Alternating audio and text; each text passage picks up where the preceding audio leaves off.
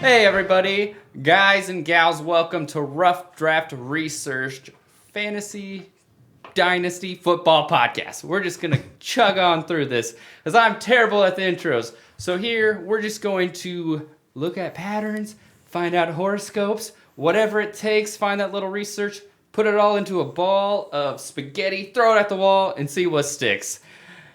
With that said, what is up, boys? Not much. You got me hungry with that one. Please don't throw my dinner at the wall. Hey, man. This spaghetti was delicious, but it was filling. Whatever.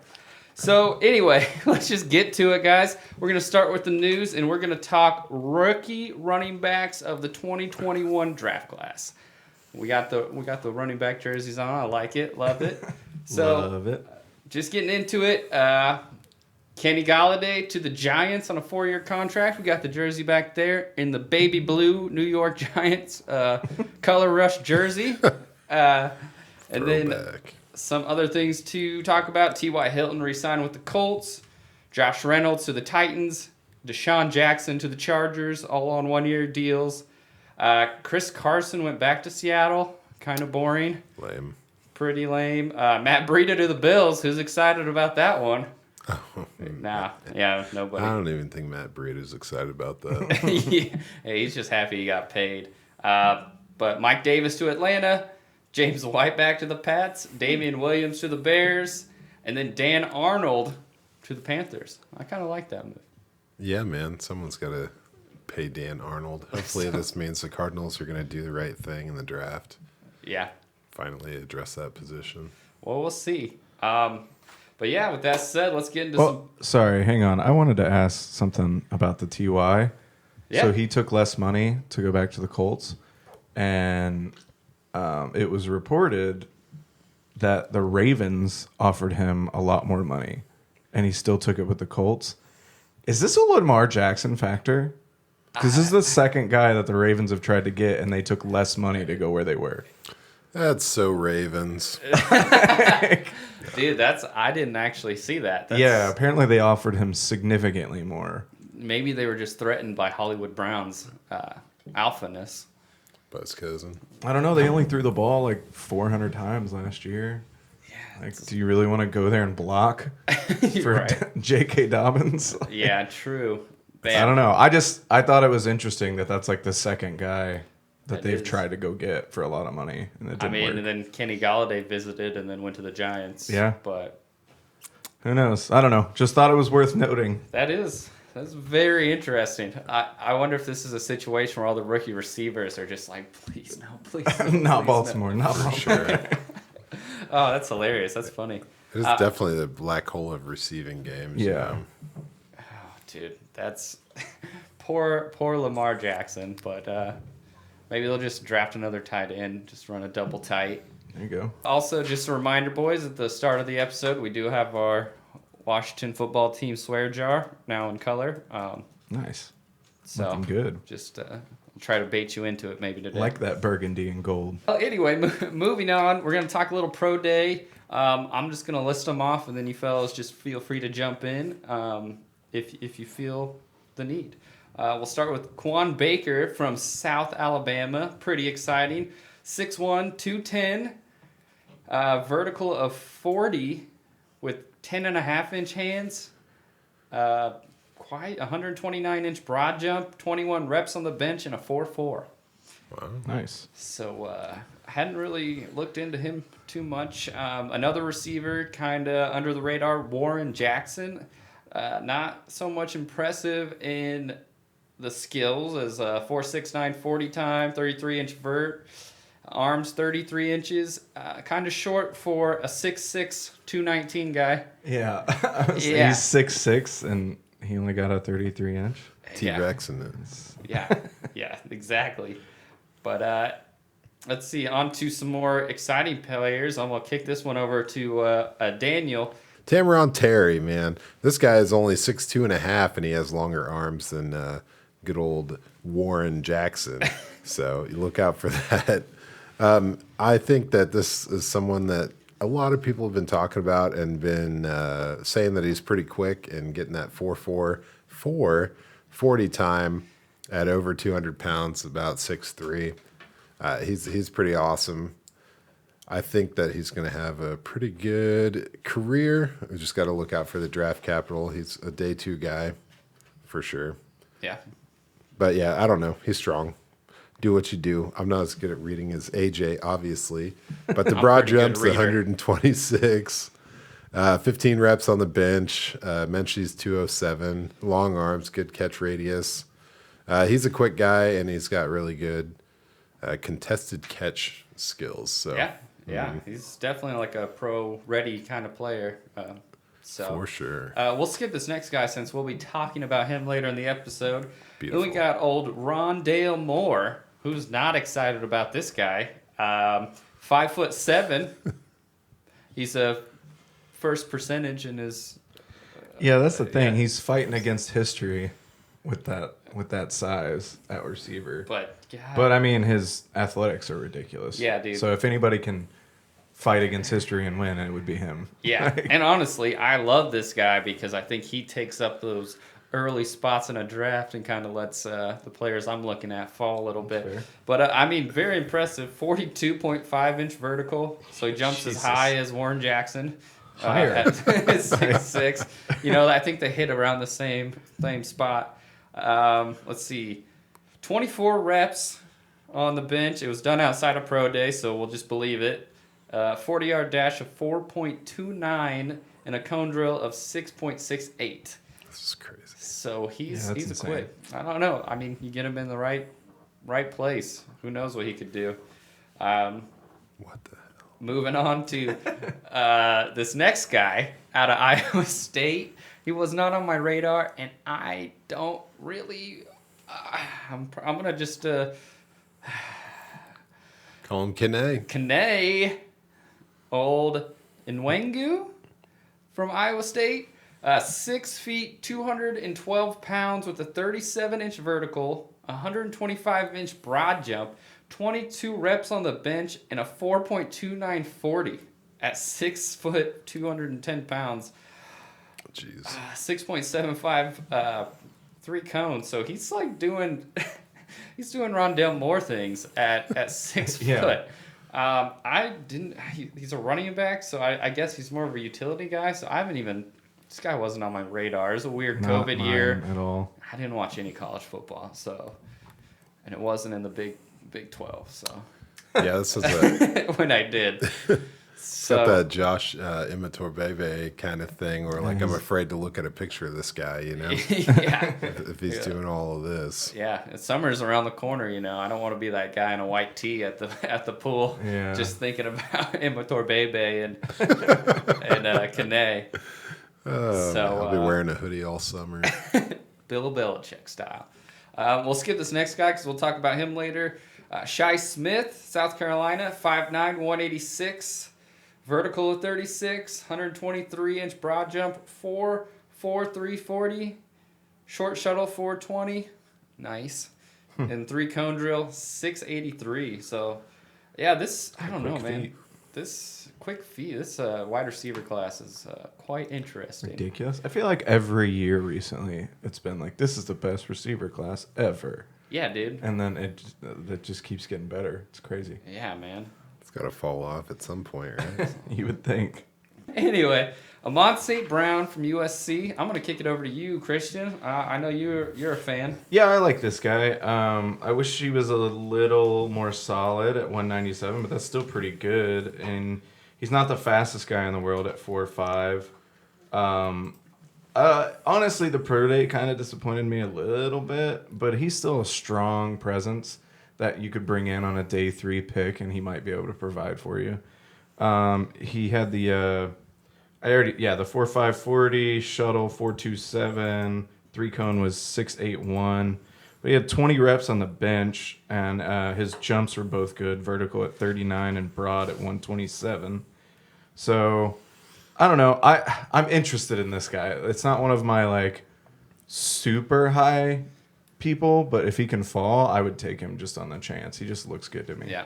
No, definitely. Well, you're a fan of his brother, or I was. somewhat. I was when he came out. Yep. Yeah, I've seen a lot of mock draft stuff where he's going in the early second of rookie drafts, and I've never, just watching the film, I hadn't really felt that way about him. I didn't either really. But who knows? If he goes to the right spot, I think he could be somebody that shows out for you. Yeah, For sure. definitely. When you talk about his teammate briefly, Tyler Vaughn's 6'2", 184, vertical 32, 7 reps on the bench, 4'6", 240.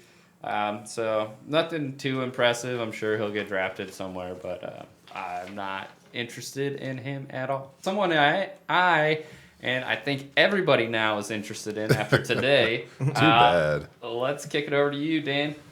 Hey, man, you got to love Elijah Moore. This is insane. Ole Miss is doing Ole Miss things again. This guy came out of nowhere, so everyone's been talking about Rondale Moore and how amazing he is. But you look a little larger in the height, about the same weight, and I'd say much faster at this point, Because when you start shaving down to a 4.35 and your 3 cones a 6.66, and your short shuttle is a 4.0, like I didn't even know that was possible. On top of that, 17 reps on the bench. Yeah. Whew. And he plays physical.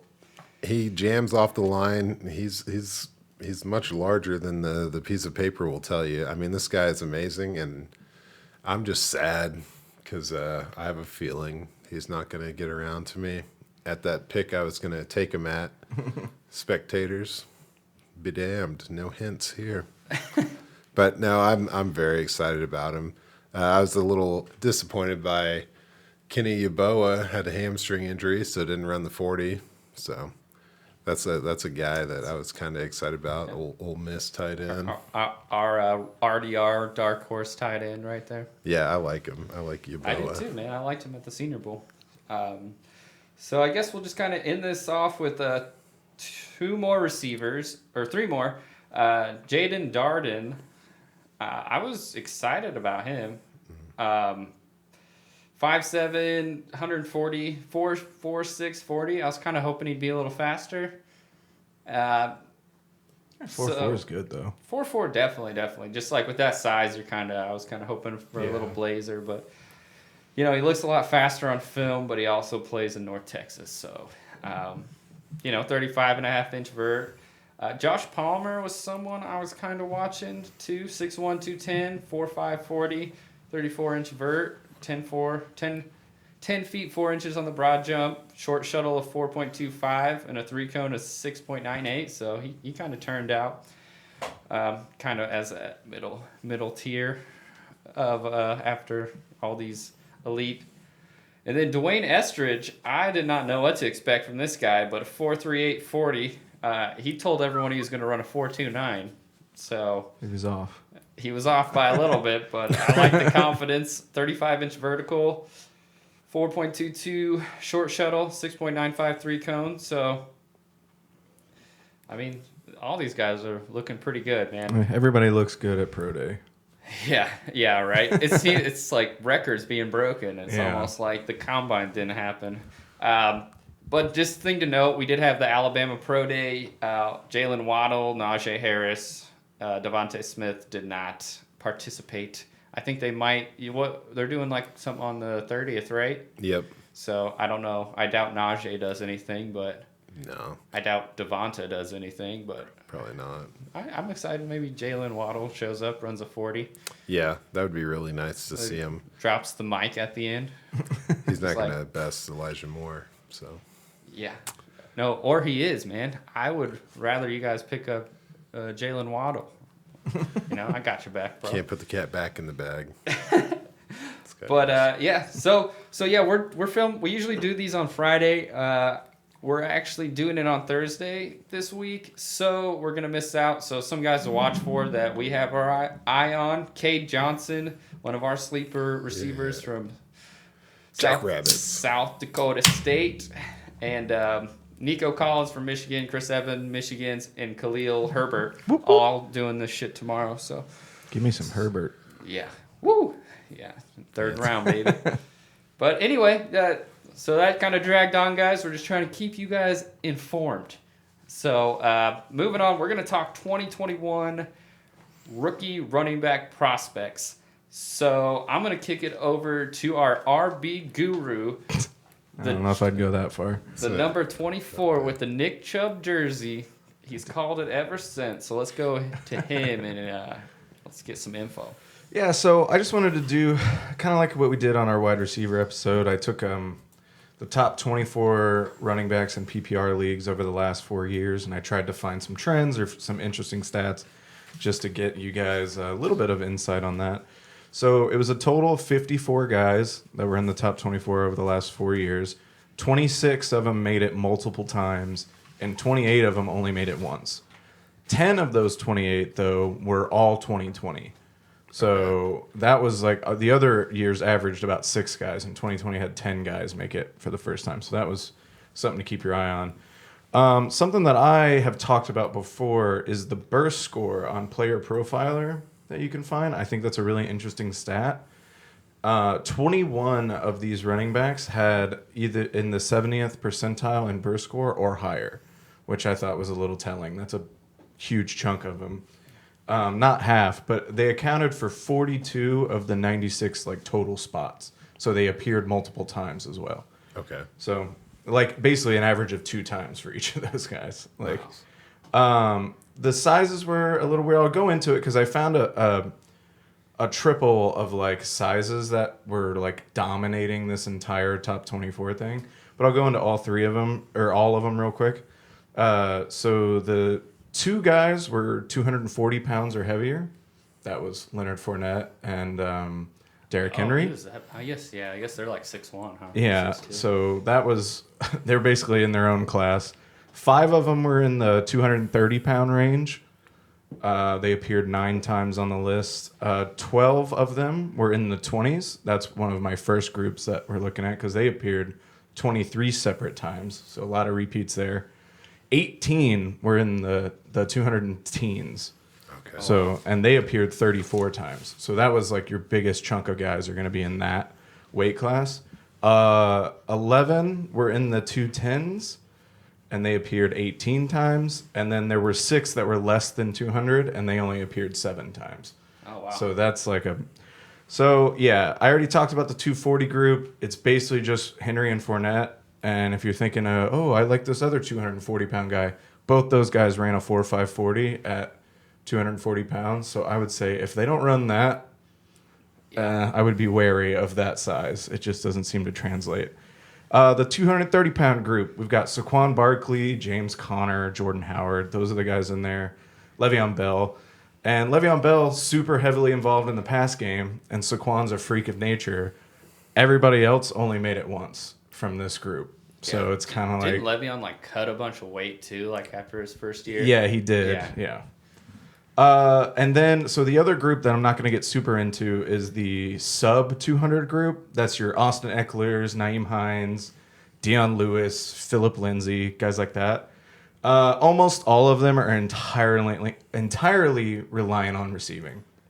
Like in a non-PPR, they might not even made the top 24 kind of thing. The only person that made it more than once on that list was Phillip Lindsay.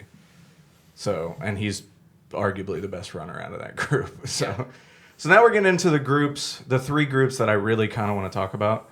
So these are your guys in the 20s. So this is Joe Mixon, Nick Chubb, Jonathan Taylor, Antonio Gibson, Ezekiel Elliott, David Johnson, Todd Gurley. Those guys. Sounds like a good place to be. So all those guys that I just named ran a sub 4.5540, and all of them except Jonathan Taylor made multiple appearances, and Jonathan Taylor's a rookie.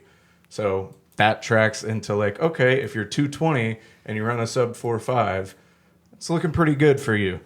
But there are still some people in that group that did okay running higher than a 4.5. You got David Montgomery and Josh Jacobs. Those 2 did it, but then you also have like T.J. Yeldon and C.J. Anderson. Mm-hmm. And those kind of guys, they made it, but they only made it once. Stay away from the Jays. So that's a group, though, that I like. A lot of repeat comers in that group, or repeat appearances in that group. So definitely keep an eye on that size. Then we're moving into the teens. So 2,000 or 200 in teens. This is a good group too. You got guys that ran 4.4 range are all doing super well.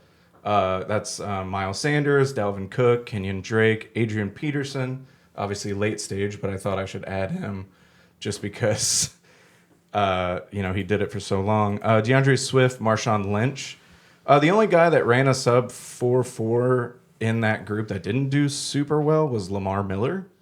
So I think you can still have like a pretty good idea. Okay, they're in the teens. They ran 4.4.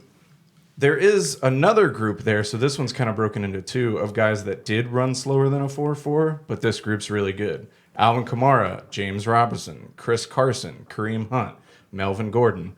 So they all had multiple appearances except James Robinson. And all of the people I just named were in the 70th percentile or higher for burst score, except Kareem Hunt, and he was 67th percentile. So they're all like, okay, they were a little slower, but if you look at that burst score for them, they're all up tracking. So that's something to keep an eye on. So for the teens, you're looking for a 4.4 or lower, or if they're higher than that, you need that burst score to be high, and then you'll probably get some good production out of them. There were a couple guys in this that didn't fit into either of those categories. That's Frank Gore, Alex Collins, guys like that. Mike Davis is another one. So those are, Frank Gore dominated in his early career. Yeah. But these other guys only made it once and was kind of spotty. Last group, you got your 210-ish pound guys. So between 200 and 210. This is Aaron Jones, Clyde Edwards-Helaire, Christian McCaffrey, J.K. Dobbins, people like that. Weirdly slower group than I thought. Like, I thought all these smaller guys would be faster. Yeah. Only 3 of the 11 guys in this group ran less than a 4.5. Really? Which is crazy. And, like, it wasn't Aaron Jones or CEH. It was, pretty sure it was McCaffrey, Dobbins, and McCoy. LaShawn McCoy. I should have written that down, but I'm pretty sure that's right.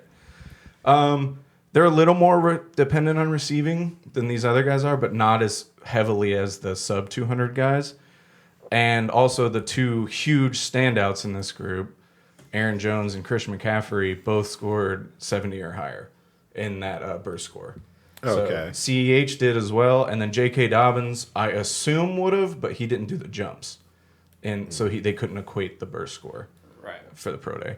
Well, that's what I got. So those are the groups you're really looking for. I'm thinking anything between 200 and 229 is a really good size for a running back in the NFL, it seems, at least over the last 4 years. Yeah. So that's something to keep an eye out for. Well, really cool, man. I really enjoyed that. So now that we have all this information, let's dive into some of the running backs we like. They all better run 4.4s now. Yeah. Where's the burst score? Ah, shit. But, yeah. All right, let's kick it over. Daniel, let's start with you and Trey Sermon. All right, Trey Sermon. By now, you all should know that I'm an Ohio State fan, and I am a fan of Trey Sermon's as well. We don't know on the burst score the 40 times yet. We're still waiting. That's the 30th, so next week it's going to be pretty awesome. I got it on the calendar, and I'll be telling you all about it. But he's had a interesting college career. Started out at Oklahoma for 3 years and then transferred over to Ohio State this year. He's a 6-foot guy, 213, a little older, did all 4 years, not an early declare. Top recruit coming out of high school.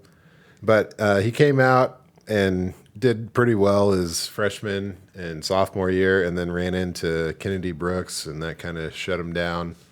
And then he got out of town. But you also got to look at some of the other guys that were with him in Oklahoma. Rodney Anderson, Kyler Murray, Jalen Hurts. Like, these guys are putting a lot of yards down themselves. So I kind of focus on his Ohio State year this past year. He had 8 games there and 870 yards. So you're looking at a pretty monstrous season. Even though it was short, he still had to battle Master Teague to get that number 1 spot. But the things I like about him, or he just runs up the middle and it just gets nasty. He hits the gap hard, and then it's almost like he beats the linebacker to the next level and then makes him run him down. I really like his contact balance. his ability to shuck one arm, those half-ass tackles, and really even any open field tackle, it's just embarrassing to even try it. It's the buddy system on the defense going up against this guy. It's pretty nice. He doesn't look fast on tape, but I think that unlike some of these other running backs, he has an acceleration factor to where he gains speed as he runs through the plays. And so it might not translate in the metrics, but I think that on the field he makes it happen. He's just nasty. I really, really like him. I'm excited to see his 40 time. I hope it's under 4.5, but anything could happen with this guy. He had some passing, not really nothing crazy. It's a 8.5% target share this past year, but good hands. He caught a lot of the balls that came his way, so it's not like he was dropping anything. But yeah, I mean, I'm a huge fan of his, and I can't wait for the metrics to come out. I think he's going to be a day 2 guy, but if people start getting feisty, man, he could be one of the top 5 running backs off the board. No, that's not going to happen. Well, I just really like him. I mean, yeah. I mean, I think anyone after those first 3, there's that tier after Javonte, Najee, and Travis. It's kind of like it's definitely a lower tier. It's going to be telling who goes first after those 3. Yeah, for sure. Yeah, Sermon's a guy I've come around on a little bit. There's still guys I like more. He does look slow. That burst you're talking about, though, through the hole and the acceleration. Wink, burst. Yeah, that'll go into the burst score. So I'm excited to see what his burst score is. Yeah, I like him. I hope it is that he just wasn't used in the pass game, not that he can't catch, because that would help me like him a lot more. But I mean, there's like a year where he had 12 catches for the entire year, and I'm just like not about that in an NFL scheme. But I do like him. He's smaller than I thought.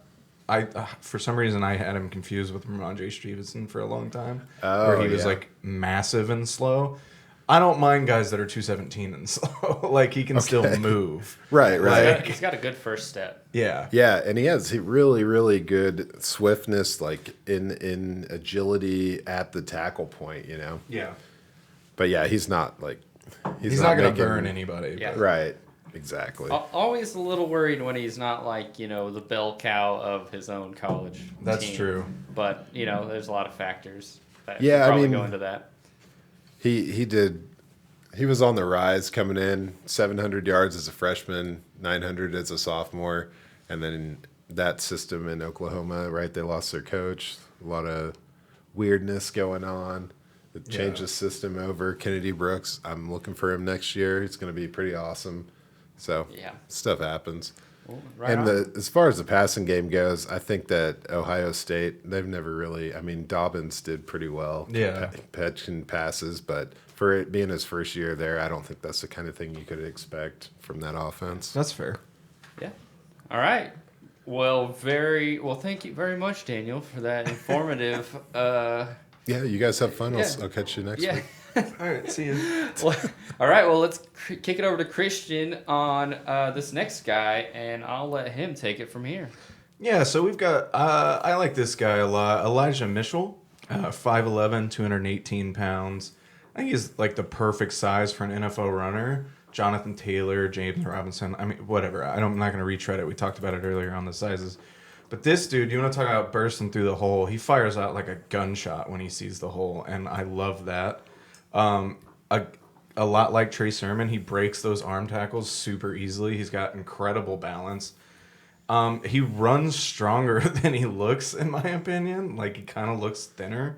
But, I don't know. I really like the strength that he runs with.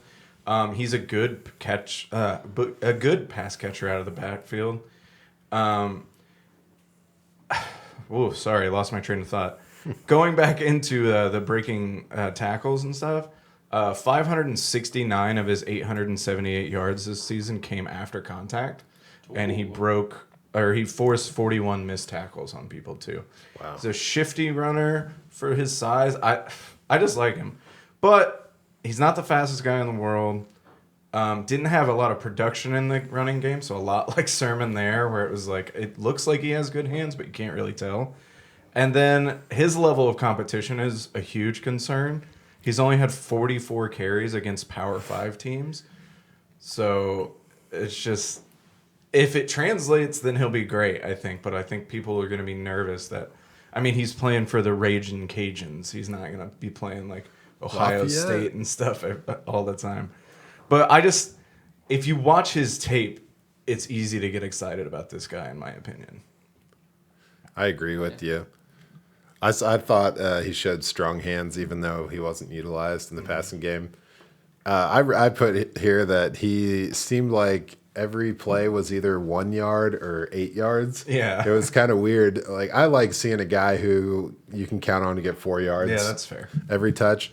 But the way that he makes, he just breaks through contact at the second level is amazing. So if he could get that first yard and get the momentum going, he was nearly unstoppable. This is pretty awesome to watch him play. I couldn't agree more. And this is a guy you can get late. Talk about I compare him to James Robinson a lot, and I think it could be something similar where everybody's sleeping on this guy. You get him late in the draft or even after the draft, maybe, probably not, but get him in the right situation at the right time. Yeah, and then he could blow up for you.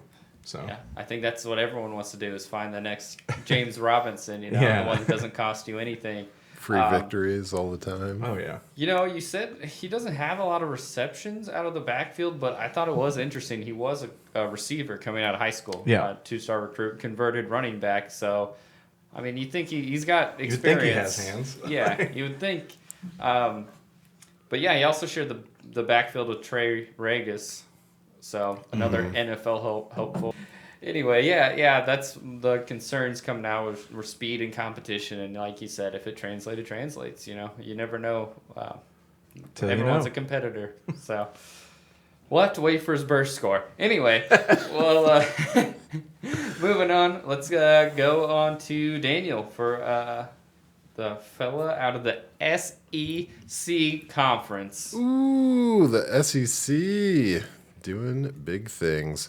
I got Larry Rountree. And Larry. I'm a huge fan of Larry. Is it Lawrence or we're just going with Larry? I like it. He's a 4-year starter. SEC, kind of not your sexiest team with the Mizzou Tigers, but he did some really, really impressive things there.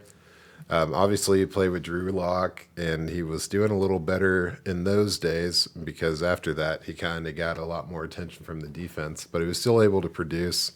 So this is another guy whose pro day just came through, and he is 5'10", and he is 211 pounds, which for the power he shows on film, I was really hoping to get a little more weight out of him.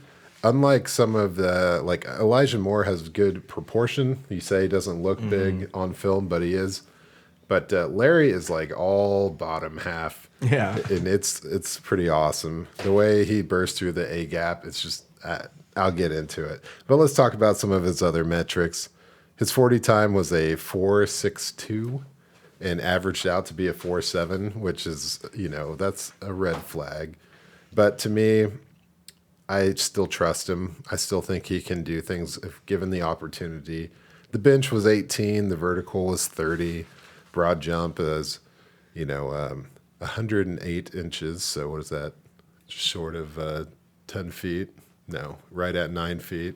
Yeah. So, yeah. Okay. I loved him more before his pro day, but I still love him. But no, he's, like I said, he's really powerful, burst through the A gap with amazing power. And unlike Trey Sermon, he is 2 steps and then he is full speed. He gets up to his speed, which is not top speed, obviously, but it's not an acceleration issue. As soon as he gets the ball, as soon as he knows where he's going, he turns it on and he's going that fast. It's pretty awesome. He's not going to outrun any linebackers, but he does have agility, and I like that he can bounce at the line of scrimmage. He's good decision-making with the ball in his hand. He turns plays that could be, just a loss of a down, essentially, into a nice bounce out, and you can tell it's not by design. He got good vision, and can make things happen with the ball in his hands. Just like Trey Sermon, though, he's breaking those tackles. If you're not coming with a solid wrap job, you're not getting them down, and you're going to need some friends. I mean, yeah, that's beautiful. That was good timing. So, not a lot of passing down work, and I think that comes with the territory. I don't think that they needed him to do that, but if you watch the passes he did catch, a lot of them were kind of lame ducks, and he just pulled them out of the air. He had a 72% catch rate, so I trust him, and I look for big things. Obviously, we're not talking about the surefire, guaranteed fellas. So yeah, we don't like to talk about those guys around these parts. No, everybody's talking about those guys. What fun is Hey, that? Skeeter, we don't want no trouble now. But yeah, I think that he really moves seamlessly for what his agility says it should be. We'll see what that burst score is. I don't think he's making 70th. It's really bad. Yeah. It's 5th percentile. Ooh. Not that that's all right. I gotta preface. I do like that as an indicator for good, like a good metric, but it doesn't mean there's people that score low that do well. Like, just saying, like, it's not a be all end all, but it was very bad for him. So that's one thing. But I mean, I'm with you. He runs really well. He has really good balance, and he's gonna break those tackles. And I think he looks faster than what he ran.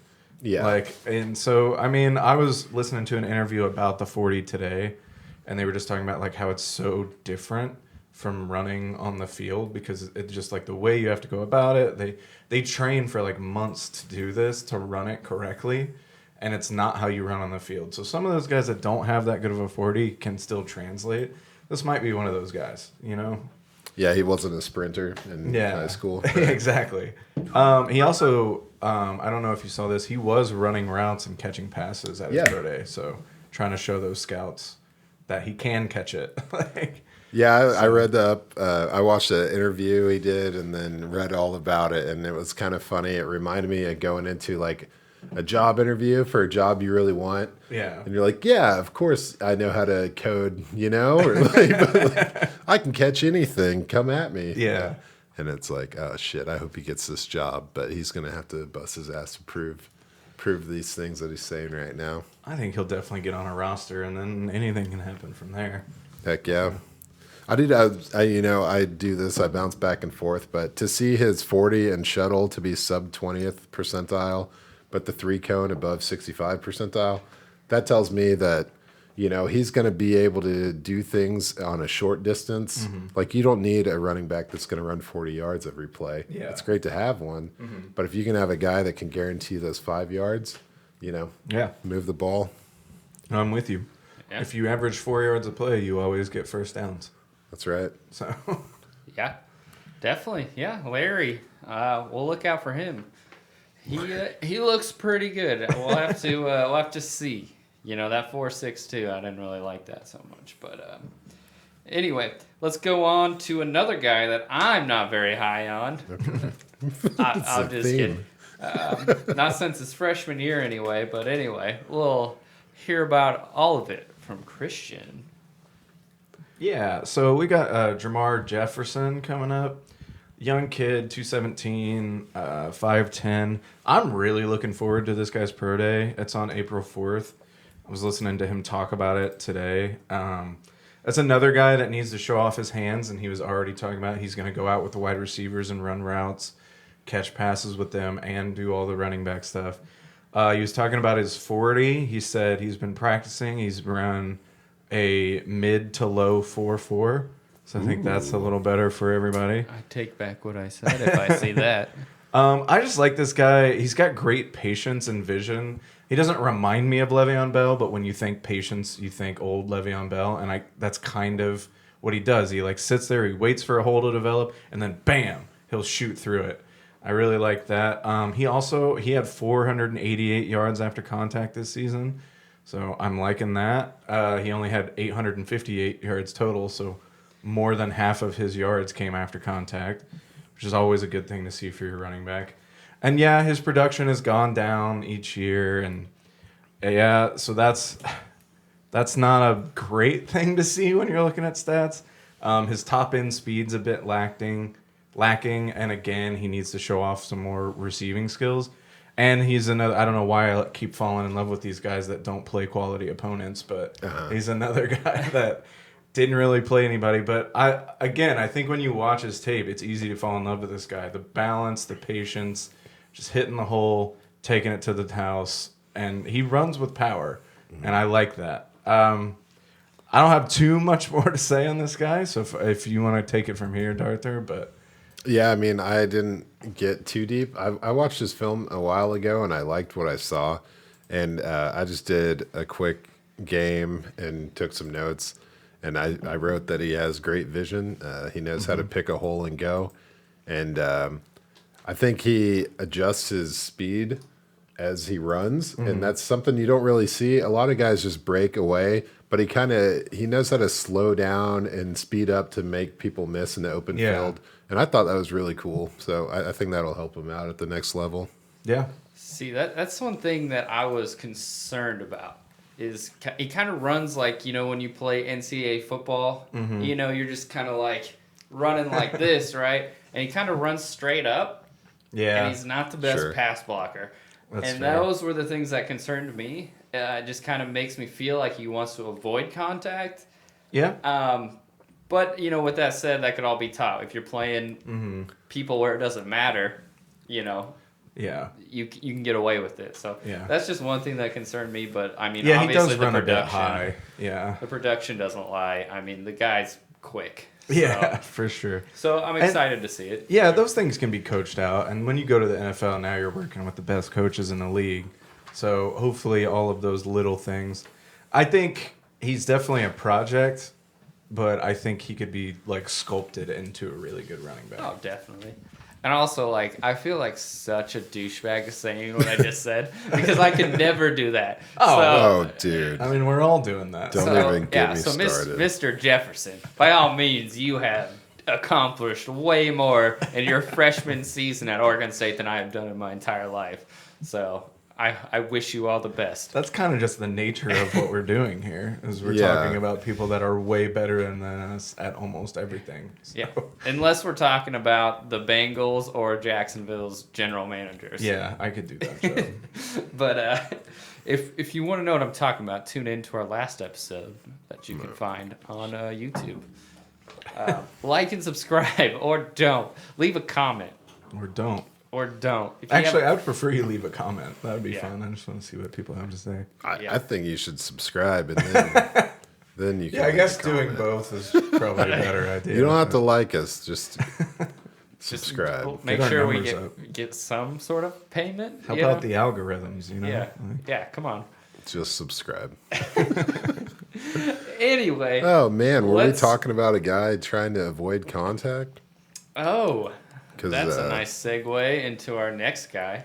Yeah, because we got Kenneth Gainwell. So he did gain well. He put on a few pounds over the offseason and hit that 200 mark. So he didn't have to live in the Eckler land forever, the Philip Lindsay Get out of land. that sub-200 land. Oh, my goodness.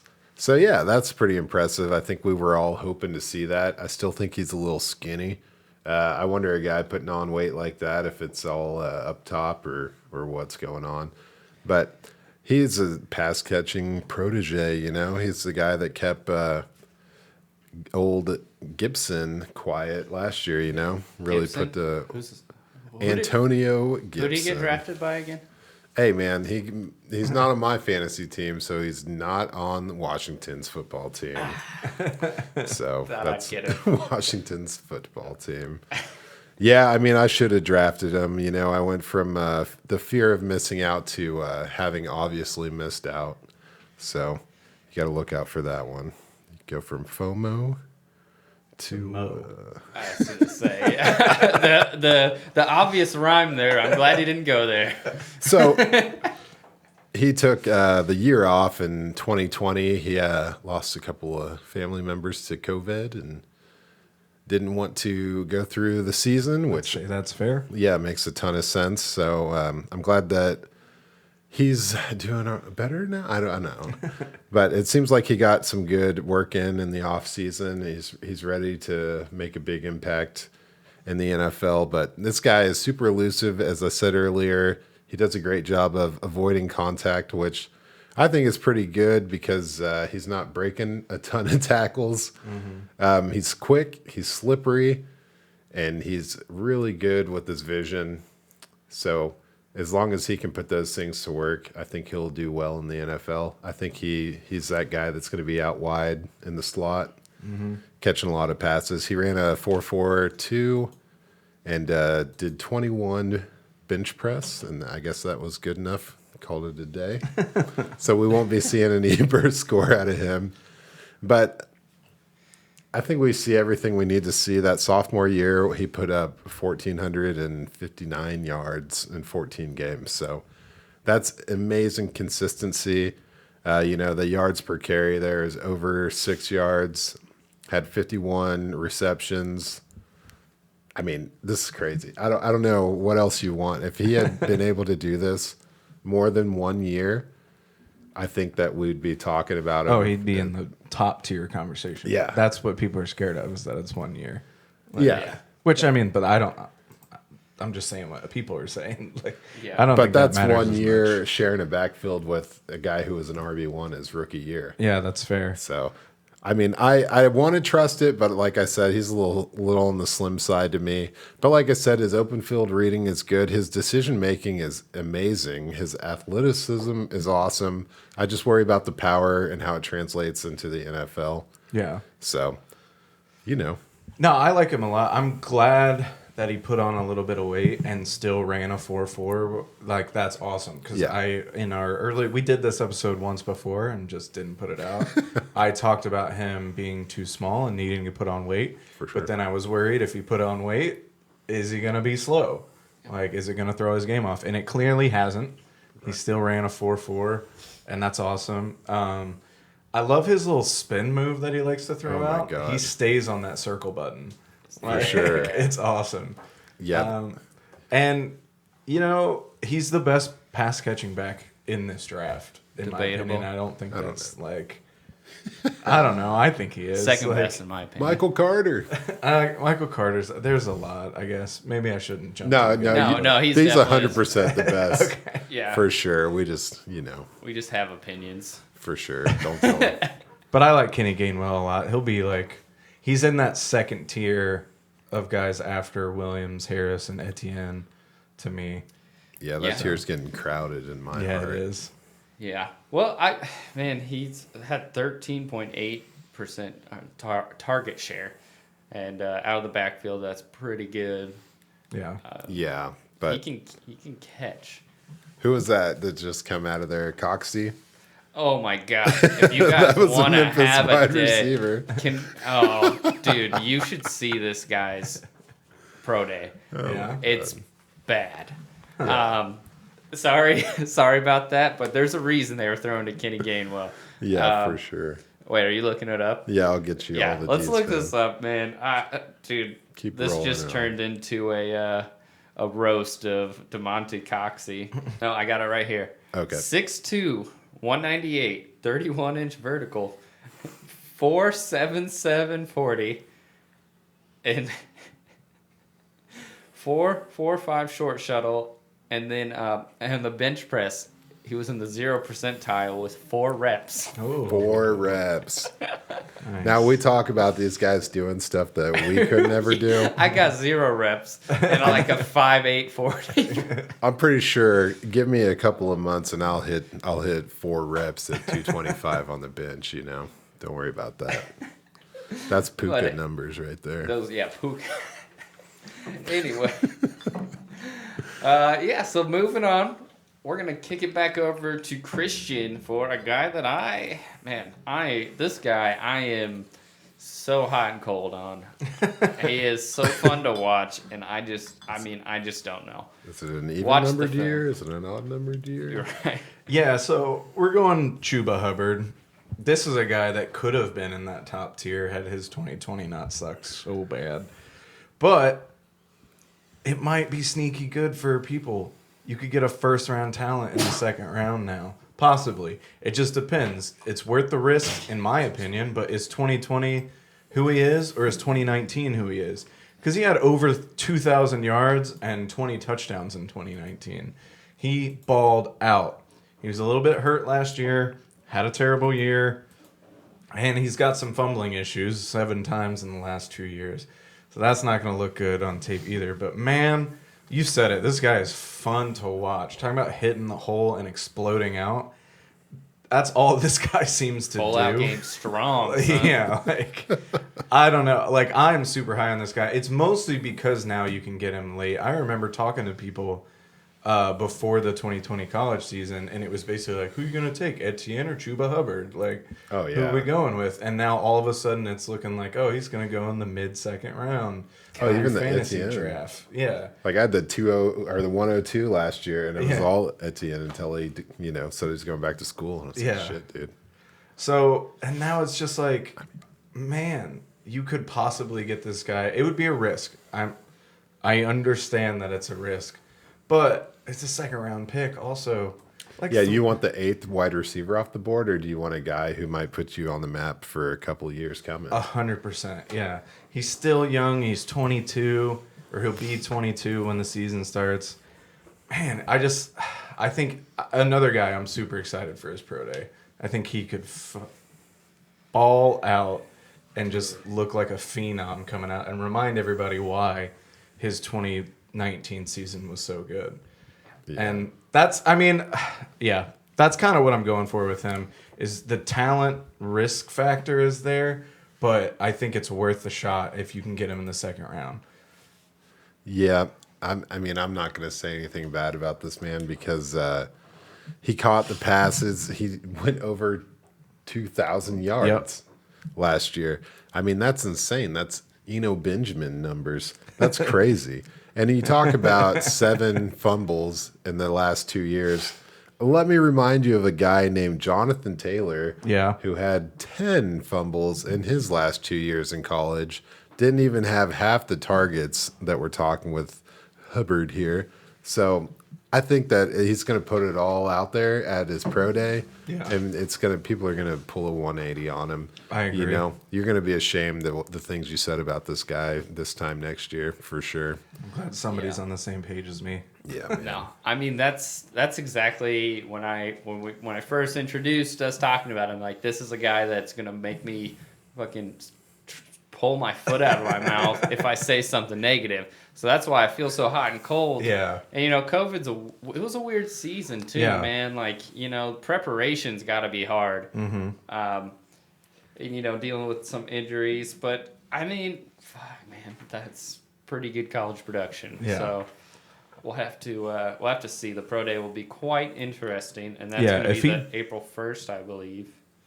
Or is it the 4th? It's one of the later ones. Is it? I can't remember. But I got it right here.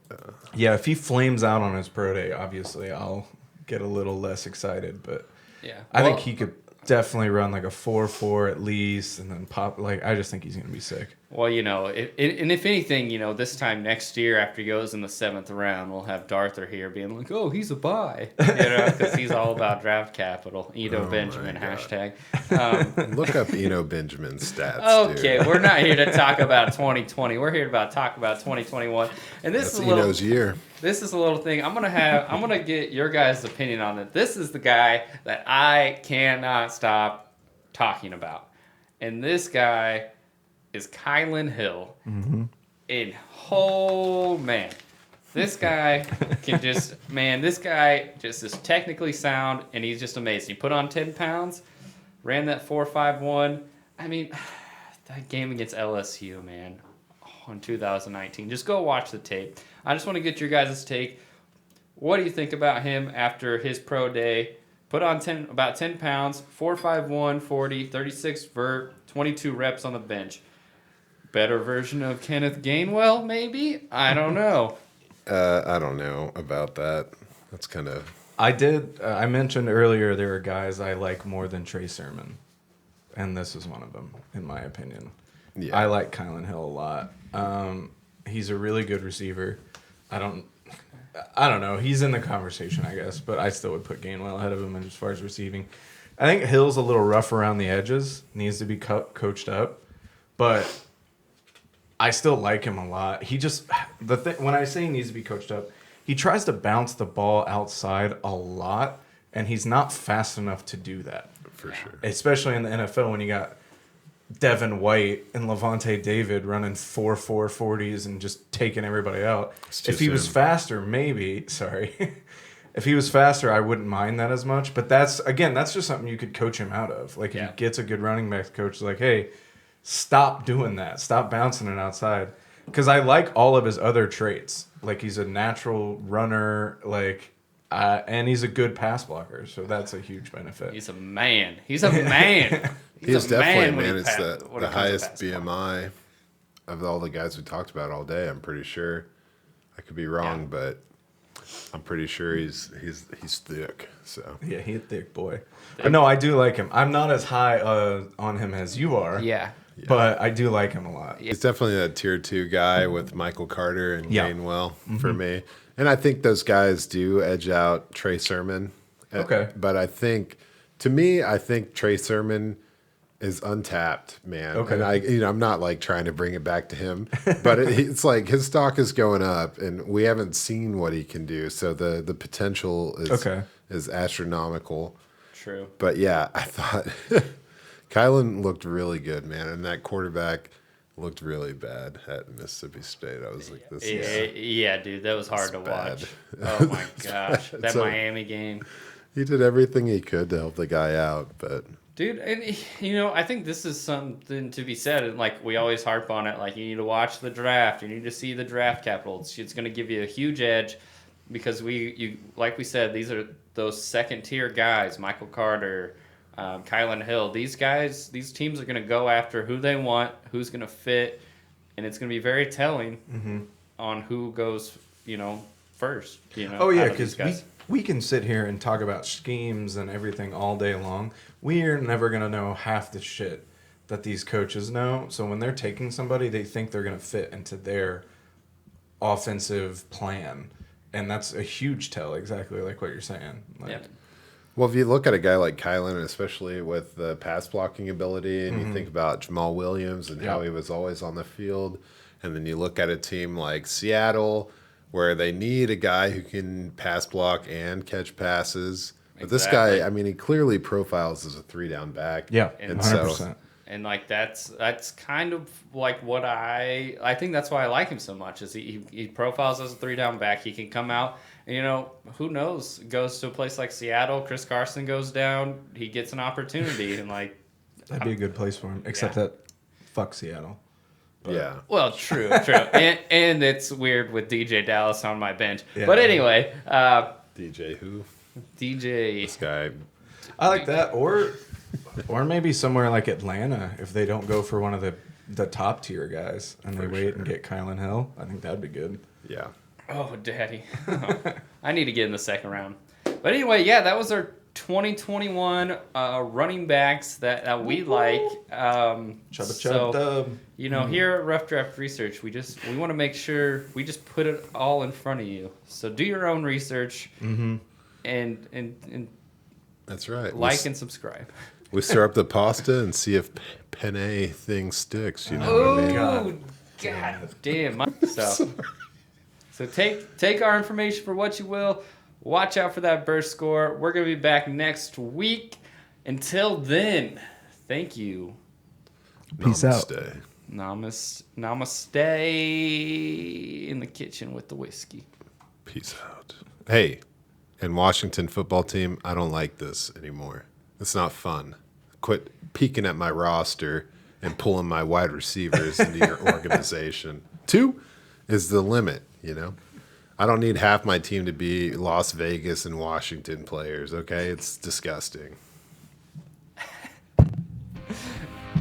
We out.